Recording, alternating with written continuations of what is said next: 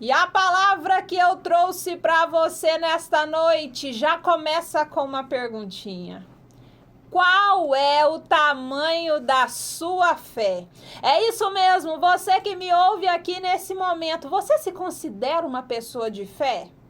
Que tamanho seria essa fé se você pudesse medi-la, mensurá-la de alguma forma? Essa palavra de hoje eu tenho certeza que vai falar muito no seu coração. E hoje eu quero trazer aqui um texto muito conhecido. E eu tenho certeza que ele vai falar muito no seu coração. Que a história dessa mulher, para mim, é uma história de garra, de força, de uma mulher que ela rompe barreiras para poder ir em busca daquilo que ela quer. Você nunca mais vai olhar para essa palavra da mesma forma, porque hoje nós vamos falar da história da mulher cananeia. Você já conhece essa palavra? Que está lá no Evangelho de Mateus, capítulo 15, versículo 21. E assim diz a palavra: partindo Jesus dali, retirou-se para os lados de Tiro e Sidom. E eis que uma mulher cananeia, que viera daquelas regiões, clamava: Senhor, filho de Davi, tem compaixão de mim. Minha filha está horrivelmente endemoniada. Ele, porém, não lhe respondeu nenhuma palavra. E os seus discípulos, aproximando, rogaram-lhe: despede-a, pois vem clamando atrás de nós.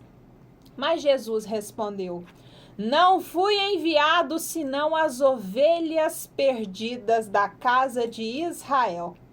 Ela, porém, veio e o adorou, dizendo: Senhor, socorre-me. Então ele respondendo disse: não é bom tomar o pão dos filhos e lançá-lo aos cachorrinhos.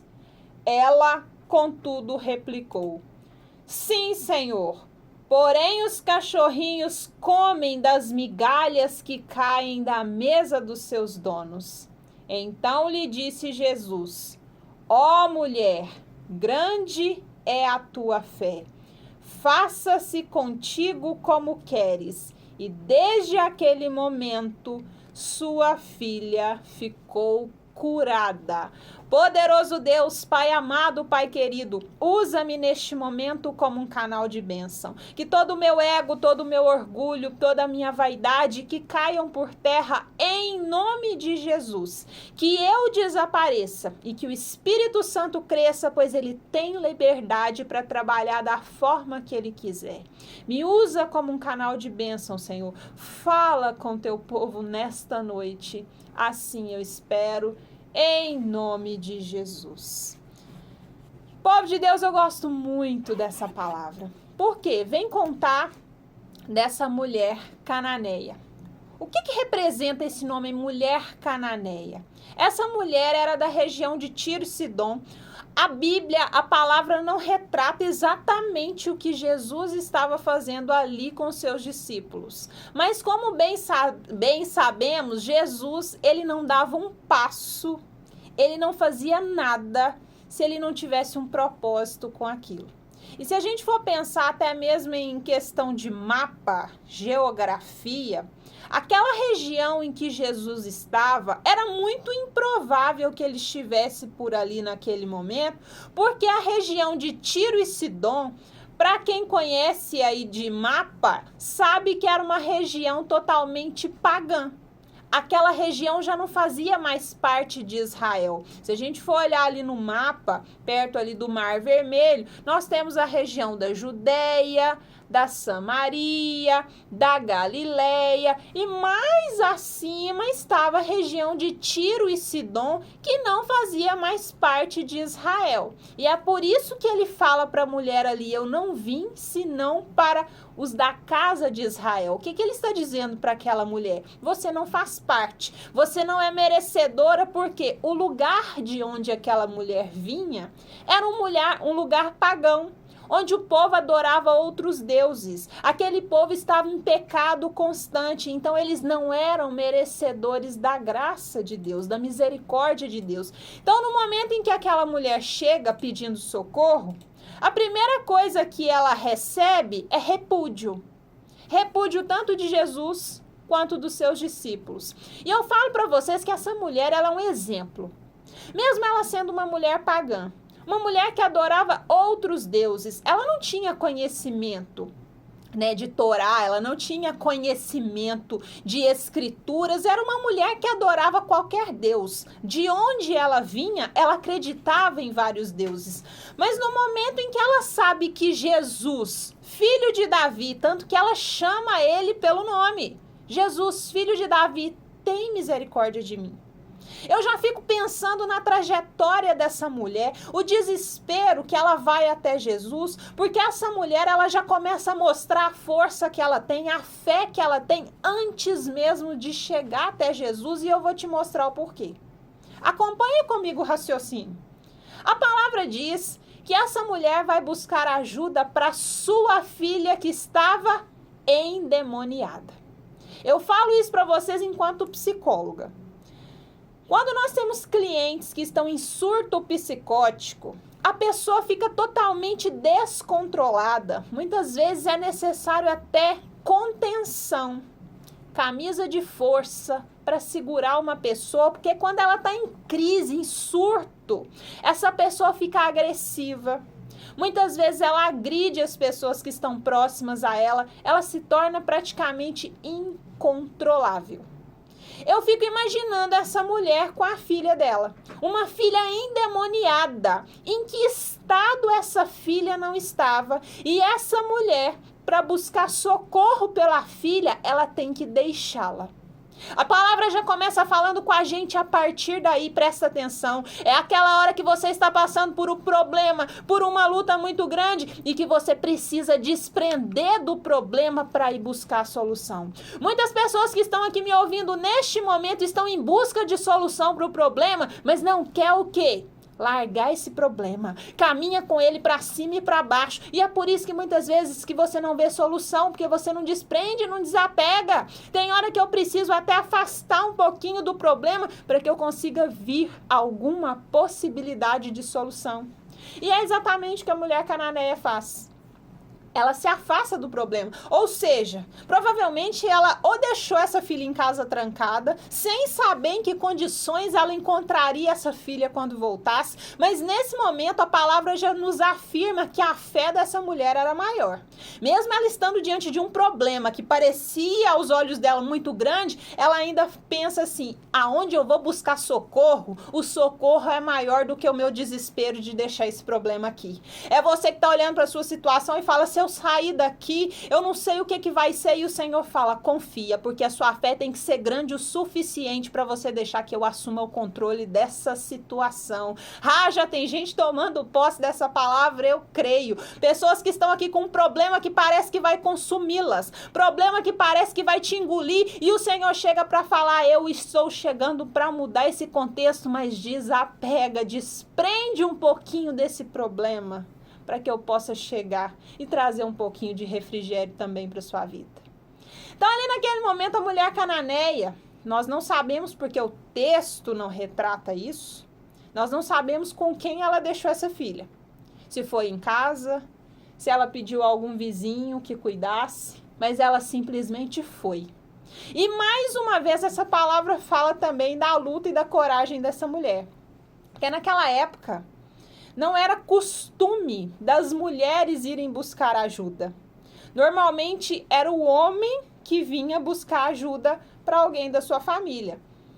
No caso, o pai de família, o marido. Mas ali essa mulher cananeia não. Ela chega sozinha. O que nos leva a entender, o que eu levanto aqui uma conjectura, uma ideia minha de que talvez essa mulher fosse mãe solteira, que ela não tinha marido. Então, essa mulher, mais uma vez, ela tem que passar pela humilhação. Ela já estava numa situação desfavorável de estar com uma filha endemoniada e ela ainda tem que romper a barreira de quê? De ir sozinha. Uma mulher naquela época, ela não era bem vista caminhando sozinha. Essa mulher vai com a cara e com a coragem, sem saber os desafios que ela ia encontrar no meio do caminho, mas isso não impediu que ela fosse buscar. É o que o Senhor está falando para muitas pessoas aqui. Você que tem medo, você que está diante de uma decisão muito importante que você vai tomar e você fala assim, eu não sei se eu vou dar conta, eu não sei se eu vou conseguir. E o Senhor fala, vai buscar, porque aquele que busca no Senhor não volta desamparado. Quem busca no Senhor nunca volta de mãos vazias. E assim a mulher cananeia foi. E esse texto ele é impressionante. Por que ele é impressionante? Porque no momento que ela vai, dificilmente você encontra na Bíblia momentos em que Jesus se nega a ajudar alguém. Momentos em que Jesus, com todo respeito aqui à palavra, mas somente para vocês entenderem aonde eu quero chegar, é o momento em que Jesus ele praticamente despreza essa mulher, porque ela fala, Jesus, filho de Davi, tenha misericórdia de mim. E a palavra diz que ele sequer responde. Ele não fala palavra alguma. O texto está falando dessa forma. Ela clama e ele não responde nada. É aquele momento em que nós também clamamos ao Senhor, que nós levantamos a nossa súplica, que nós levantamos a nossa oração, que nós falamos, Senhor, fala comigo. E parece que ele não tem escutado a nossa oração. Aquela hora que a gente está clamando e parece que o Senhor silencia. Deixa eu te falar, no silêncio de Deus também existe cuidado. O Senhor está nos testando para saber quem somos nós no momento em que ele não fala conosco. Se a gente vai continuar adorando, se a gente vai continuar buscando no momento em que ele não responde a nossa oração. O silêncio de Deus também tem resposta. O silêncio de Deus também apresenta cuidado. E ali naquele momento em que o Senhor não responde palavra alguma para ela, aquela mulher podia ter se sentido desprezada o suficiente e voltado para trás, mas não é o que ela faz. Ela continua. E ainda, para acabar de inteirar, Jesus não responde nada para ela e os discípulos, presta atenção nisso, os discípulos falam, Senhor, fala com essa mulher para parar de ficar gritando. Ela está andando atrás de nós gritando. Expulsa essa mulher. Os discípulos de Jesus. Aqueles que caminhavam com ele. Isso parece conosco também na nossa caminhada de fé. No momento em que nós somos atacados, apedrejados, desprezados pelas pessoas que a gente nem acredita. É gente de casa, é gente da igreja. Muitas vezes gente de dentro da igreja que te apunhala pelas costas, que te critica, fala mal de você. Aqueles que andam conosco. Lembra dessa palavra? Os discípulos de Jesus estavam enxotando aquela mulher. Olha essa palavra. E ainda assim ela permanece lá. Ela tinha todos os motivos para se vitimizar naquele momento e falar, eu fui desprezada, ninguém escutou a minha oração, Jesus me enxotou, os discípulos me desprezaram, mas diante do desprezo, sabe o que essa mulher faz? Ela se prostra em adoração e ela adora Jesus. Presta atenção nisso aqui. Que momento da Bíblia você vê isso acontecendo? Uma pessoa que estava adorando ao Senhor antes da bênção chegar até ela. Essa mulher vai contra tudo que as pessoas esperavam. Porque na maioria das vezes as pessoas adoravam a Jesus depois que a bênção já tinha chegado. O caso dela não. Antes da bênção chegar, ela já se prostra em adoração e ela fala, Senhor, me socorre. E é o que nós precisamos aprender com o exemplo dessa mulher. Mesmo antes de recebermos a vitória, mesmo antes de estarmos com a bênção, aprende a adorar. E diante desse momento, mesmo ela não sendo atendida, ela se prostra em oração, ela adora o Senhor. E ali naquele momento, ele fala para ela, eu não vim a não ser para os filhos da casa de Israel. Eu iria por um acaso desprezar a minha bênção, jogando para os cachorrinhos? Olha essa fala. Eu quero que você preste bastante atenção nessa fala. Eu vou desprezar essa bênção jogando para os cachorrinhos? Você que ouve isso pode achar que Jesus foi até sensível com ela, mas eu vou te provar que não.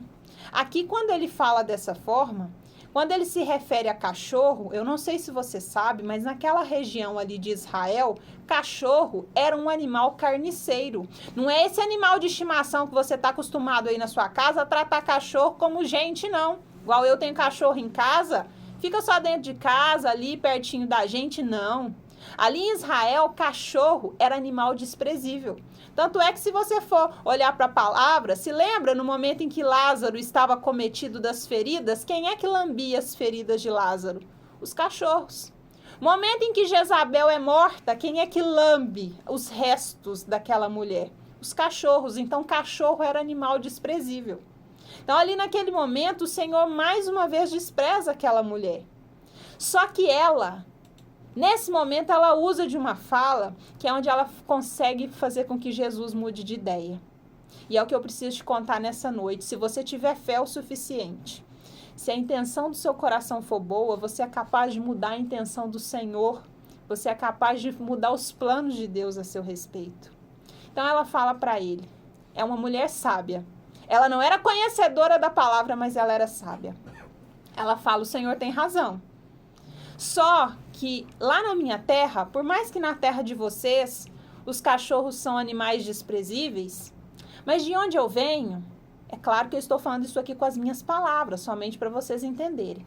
Mas ela diz, de onde eu venho, os cachorrinhos, eles estão acostumados a comerem as migalhas que caem da mesa dos seus donos.